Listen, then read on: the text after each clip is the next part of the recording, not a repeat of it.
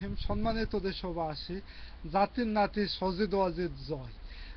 সেই জঙ্গলি যেভাবে কথাবার্তা বলতেছে, যেমন সে একটা অসুস্থ মানসিক রোগী। তার কথা 5,500। তারপর বলতেছে জাতীয়তাবাদী আওয়ামী লীগ, এখন বলতেছে ছাত্র দলের নেতা কর্মী নাকি ছাত্রলীগে ঢুকে বিভিন্ন সন্ত্রাসী করতেছে। তাদের বাংলাদেশে যত সন্ত্রাসী আছে, সন্ত্রাসীদের কে এইভাবে যেভাবে পাওয়ার দিয়েছে, এখন তারাই নিজেরাই কন্ট্রোল করে রাখতে পারতেছে না।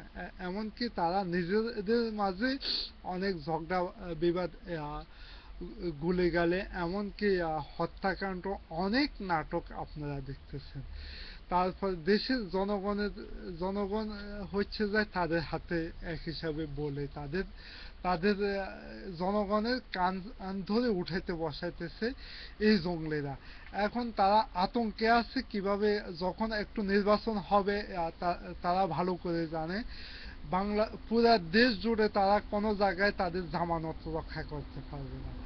এই জন্য জঙ্গলে জঙ্গলে শীর্ষ জঙ্গলে হাসান মাহমুদ ইনু সহ আরো অনেক জানোয়াররা যেভাবে কথা বলতেছে, শেখ মুজিবের যে আতঙ্ক ছিল সেই ইনু আজকে শহীদ আশরাফ যেভাবে এলোমেলো কথা বলতেছে, একবার ক্ষমতা হারিয়ে এখন সে আবার জঙ্গলিদেরকে হাইলাইট করার জন্য বিভিন্ন কথা পাগলের মতো বলতেছে। এই পাগলের সংসদ দিয়ে আর কতদিন দেশ এবং জাতির ধ্বংস দেখব? দেশ এবং জাতি হচ্ছে যায় জঙ্গলিদের বলে। জঙ্গলিরা সব জায়গায় সব জায়গায় দেশের জনগণকে হত্যা করতেছে, খুন করতেছে, গম করতেছে, এমনকি জল্লাদ দ্বারাই বাংলার বিচার বিভাগ শাসিত হচ্ছে। এটা সবাই জানে, বিশ্ব জুড়ে রেকর্ড করে দিয়েছে বাংলাদেশের ইতিহাসের সব অংশ লঙ্ঘন করে দিয়েছে এই জয় বাংলা সরকার।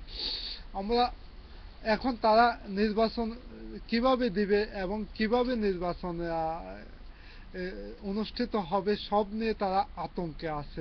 দেখুন তাদের ভিতরে যে নীরব ভূমিকম্প চলতেছে, তাদের মুখের দিকে তাকুন।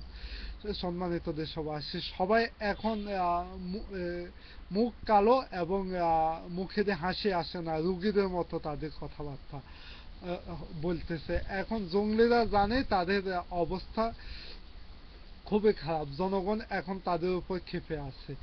অবশ্যই জনগণ তাদের অধিকার দেশ নেত্রী বেগম খালেদা জিয়ার নেতৃত্বে উদ্ধার করবে। খোদা হাফেজ।